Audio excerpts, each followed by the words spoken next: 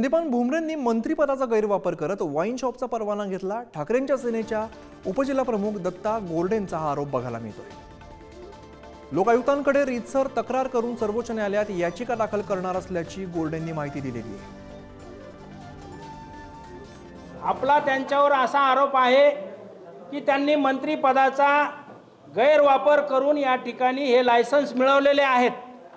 कारण code of conduct Bharat सरकारची जी मंत्रिपदासाठी असणारी आचारसंहिता भारतभर लागू आहे, या आचारसंहितेमध्ये स्पष्टपणे नमूद केलेलं आहे, या कोड ऑफ कंडक्टपणे स्पष्टपणे नमूद केलेलं असं आहे की मंत्रिपदावर असताना तुम्ही कुठलेही शासनाचे लायसन्स खरेदी करू शकत नाही, शासनाचा कुठलाही लाभ आपण घेऊ शकत नाही।